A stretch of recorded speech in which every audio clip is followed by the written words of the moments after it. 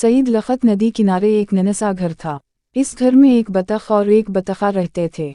बतख बहुत अच्छी थी, सुबह सवेरे अठटी नहाती धोती और काम काज में लग जाती।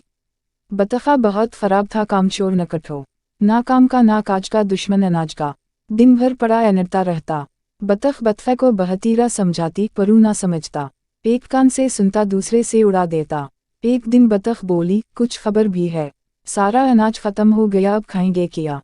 बतखे ने कहा, घबराती क्यों हो, खुदा देगा। बतख बोली, खुदा इन्हीं को देता है जो मेहनत करते हैं, कामचोरों को खुदा नहीं देता। बतखे ने कहा, तो मैं क्या करूं, नौकरी तो मिलती नहीं। बतख बोली, नौकरी नहीं मिलती ना, सही मजदूरी करो। बतखे ने कहा, खुदा को मान, मैं और मजदूरी करूं। तौबा तौबा, अरे मेरा बाप तहसीलदार था, उसके दरवाजे पर हाथी झूमते थे, सुबह शाम लंगर बटता था, सैकड़ों भूखे पेट भरते थे। बतख बोली, बाप को छोड़ अपने आप को देख, मुँह नकटो, काहिल टटू, ये कहा और फूट फूट कर रोने लगी।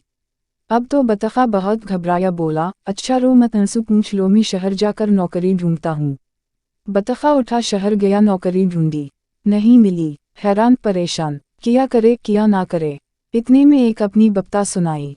दोस्त बोला, घबराओ मत, साथ चलो, मैं आइसक्रीम बेचता हूँ, रोज 20 रुपये कमाता हूँ, तुम भी बेचना। दोनों कारखाने गए, दोस्त ने एक ठेला खुद लिया, दूसरा बतखे को दिया और बोला, अब आवाज लगा, ठंडी मीठी आइसक्रीम, ठंडी मीठी आइसक्रीम। गली गली कूचे कूचे बतखे ने आइसक्रीम बेची, सारी बक गई, थोड़ी सी रह गई। चलते चलते घर आया तो जोर से चलाया, ठंडी मीठी आइसक्रीम। बतख ने आवाज सुनी, जानी पहचानी थी, दौड़ी दौड़ी आई, खिड़की से झांका, देखा तो अपना बतखा था। खुशी से झूम गई, बोली, शाबाश, काम करना अब नहीं, बेकार फिरना अब है कुछ बकी भी। बतखा बोला, बस थोड़ी सी रह गई है, स्कूल की तरफ जा रहा हूँ, वो भी बक जाएगी। बतख ने कहा, अच्छा, एक मुझे भी दे देखूं कैसी है। बतखा बोला, अच्छा, पैसे दो और ले लो। बतख हंस हंस कर बोली, चल हट, अपनों से भी पैसे। बतखा बोला, अपना हो या खैर, पहले पैसे पीछे माल, अच्छा अब मैं जाता हूँ, बचेगी तो लेता आऊँगा। ये कहकर ठेला आगे बढ़ाया और जोर से बोला, ठंडी मीठी आइसक्रीम।